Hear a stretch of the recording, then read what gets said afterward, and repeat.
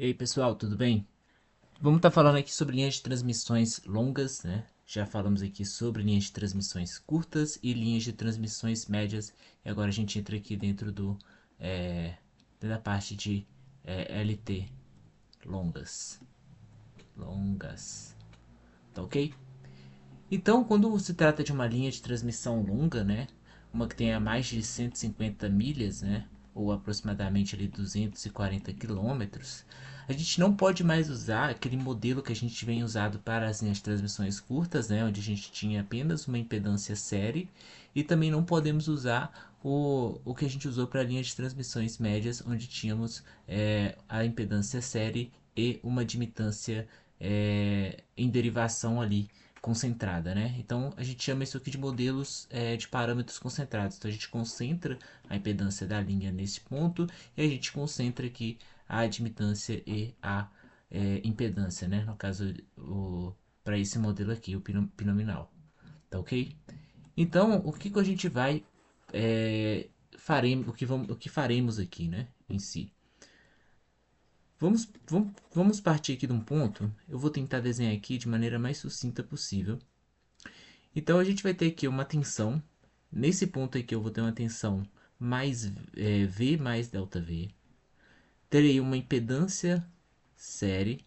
Só que essa impedância série, ela vai ser uma impedância por unidade de quilômetro, né? Por unidade de comprimento, digamos assim, na verdade. Então vai ser o Z minúsculo, que a gente já viu na aula sobre linhas de transmissões curtas, se eu não me engano. Aqui a gente vai ter a continuação da linha de transmissão. Vou colocar aqui como os três pontinhos aqui. E a gente vai chamar esse ponto aqui para o lado da carga, né? Um ponto de tensão V, né? A corrente passando por aqui, a gente vai chamar de I. E a corrente aqui vai ser I mais delta I. Essa distância aqui, né? Vai ser X. E essa distância desse pequeno elemento aqui, né, dessa por unidade de comprimento, né, então essa unidade de comprimento vai ser ΔX. Então, por exemplo, para esse pequeno trecho que temos aqui, a impedância total, a impedância série, seria Z menos o ΔX, tá ok? A queda de tensão, ela vai ser a tensão do lado do gerador menos a tensão do lado da carga, que vai sobrar apenas ΔV, né? Então, como seria isso? Teríamos V mais ΔV menos V igual ao ΔV. Quem que é esse ΔV? Esse ΔV vai ser a corrente que passa por esse ponto, ou seja, vai ser um I vezes o Z ΔX. Isolando, a gente pode fazer ΔV sobre ΔX igual a IZ. Ou, fazendo o limite quando ΔX tende a zero, fazer a derivada. dV dx igual a IZ. Tá ok? A gente também poderia fazer aqui, a gente, na verdade poderia não, a gente deve fazer, né? Para continuar aqui, porque a gente precisa fazer algumas substituições ainda. Quem que é essa corrente, a diferença de corrente que acontece aqui? Então, por exemplo, eu tenho I mais delta V, delta I aqui neste ponto. Eu tenho I passando para aqui, então eu tenho delta I descendo. Se eu tenho delta I, quem aqui nessa admitância, quem é essa corrente? Essa corrente, ela vai ser, cadê? Deixa eu parar aqui. Delta I, né? Porque I mais delta I menos I, delta I igual a V, que é essa tensão neste ponto aqui é V, vezes essa admitância que é o Y pequeno. Então eu vou ter que V vezes o Y, só que o Y eu preciso multiplicar ele pela unidade de distância também, que é ΔX. Então ΔX, e de forma análoga ao que fizemos anteriormente, teremos ΔI sobre ΔX igual a VY. E também trazendo para a derivada, teremos dx igual a vy, que é a admitância. Então, encontramos aqui a primeira equação e a segunda equação. Essas são as equações importantes para a gente aqui. Vamos chamar essa aqui de 1 e vamos chamar essa aqui de 2. E vamos derivar 1. Então, derivando 1 em relação a x, a gente vai ter d2, perdão, d2 v dx quadrado mais não, igual a z di dx. di dx a gente já sabe de 3, que é igual a vy, né? Então vou ter então que d2 v dx2 é igual a z y v aqui da equação 3. Vamos derivar a equação. Deixa eu pensar aqui. Não, não preciso mais derivar, né? Agora, só com base nessa aqui, eu já consigo entender a solução. Então, quem vai ser a solução disso aqui? Isso aqui se trata, pessoal, de uma equação. Uma equação. Como fala? Homogênea de segundo grau. Não lembro agora o termo correto que a gente usava lá em EDO, né? Equações diferenciais ordinárias. Para esse termo, e como que a gente resolve isso? A gente já sabe que eu vou ter alguma coisa que eu derivo duas vezes e é igual a essa coisa vezes uma constante. Isso aqui é basicamente uma exponencial, né? Então, essa solução aqui, V, vou colocar aqui, vai ser assim, ó, V vai ser igual a um A1 exponencial de raiz de Z.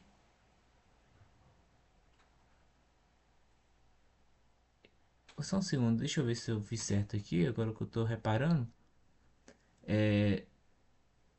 Derivei DI.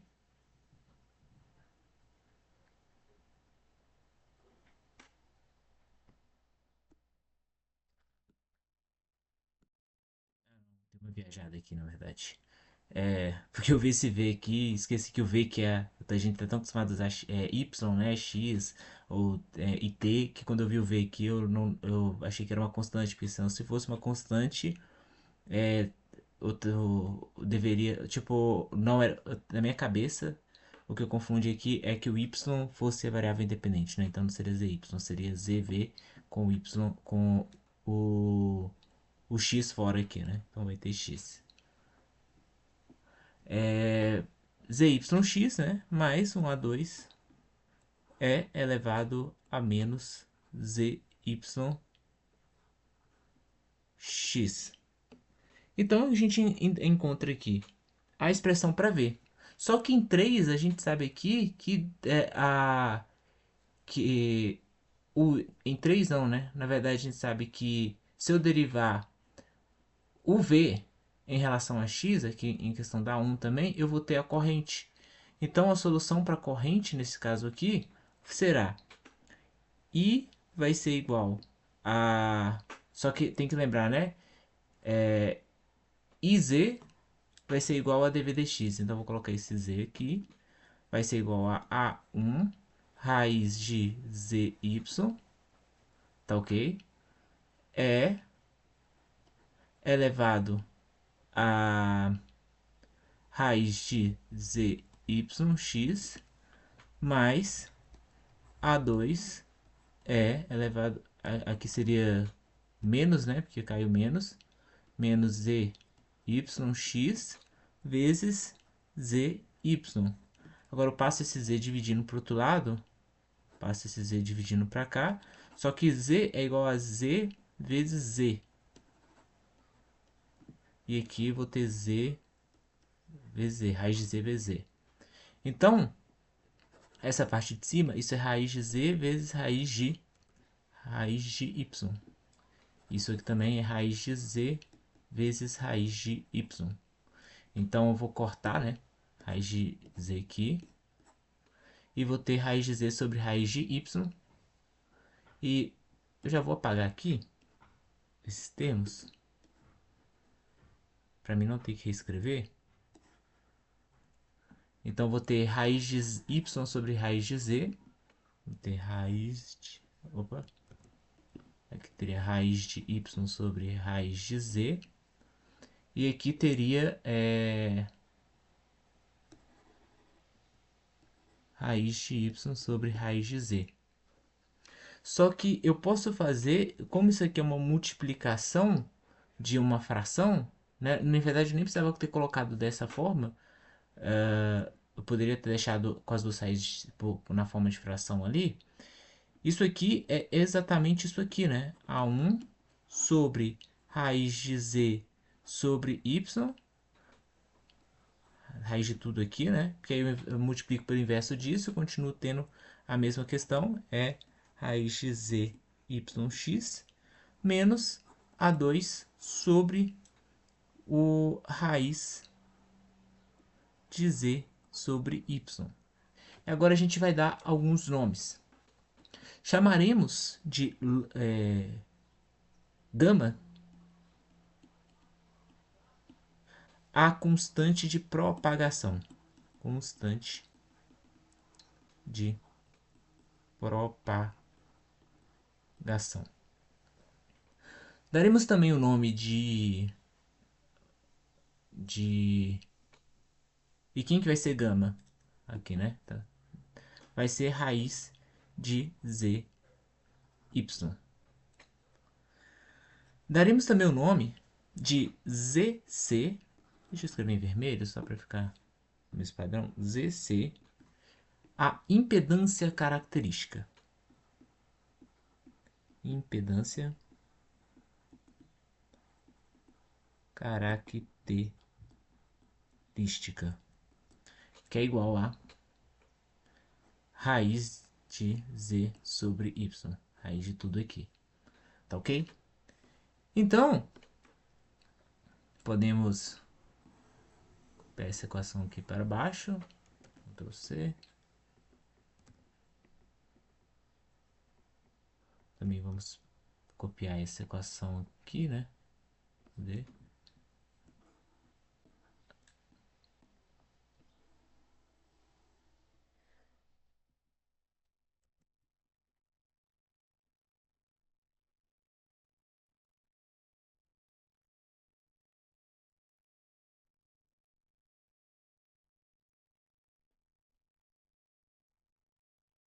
Agora sim, né? Vamos um corinho aqui, mas é isso. E como que e vamos usar aqui os nomes que a gente deu, né? Então vamos apagar ali aqui em cima. Então raiz de 16 a gente vai chamar de gama. Isso aqui menos gama, né? Aqui ele corrente, na corrente, vamos também ter gama x. Aí aqui ficou faltando um E, né? E elevado a menos gama x. Só conferir aqui em cima se eu tinha escrevido. Ah, voltou aqui, né? Elevado a raiz de zyx menos. Então temos aí menos gama. E aqui na corrente, a impedância característica a gente chamou de ZC. Então essa aqui é a fórmula, né, para a nossa linha aí para nossa equação, para descrever a tensão de uma linha trifásica com mais de 150 milhas de total, né? Uma linha longa. Então, com essa equação, a gente ainda precisa encontrar quem é o A1 e o A2, né? Então, a gente precisa agora aplicar as condições de contorno. Tema também visto em EDO, condições de contorno. Então, vamos assumir que x seja igual a zero. Então, quando x for igual a zero, vamos olhar para o nosso desenho. Repare que o x está crescendo nessa direção, né? Eu poderia ter feito o desenho espelhado, mas eu acabei escolhendo fazer sim, porque é o sentido que o livro fez. Significa que quando x igual a zero, x igual a zero seria aqui, né? Então, se eu tenho aqui uma carga, alguma coisa aqui, essa tensão aqui é basicamente a VR. a tensão na barra receptora. Então, quando x igual a zero, a tensão vai ser igual à tensão VR e a corrente vai ser igual a IR. Com base nisso, né, substituindo nessa primeira equação, na equação para 1, a gente sabe que VR é igual a A1 mais A2.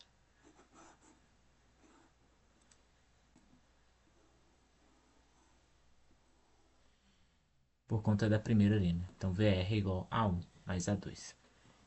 Da segunda, a gente sabe, né, que novamente IR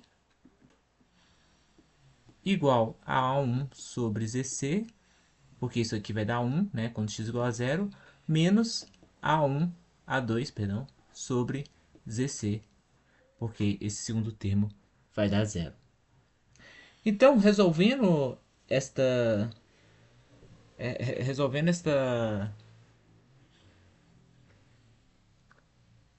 equação para os termos de A1, lembrando que IR e VR são termos constantes, né? Normalmente a gente vai ter esses valores, né? O que a gente está tentando encontrar é VS e IS, nesse caso aqui, por isso que a gente coloca os termos normalmente em VS igual a um VR mais um IR, né? E IR igual VR mais um IR, em termos desses parâmetros que a gente conhece, esses parâmetros normalmente.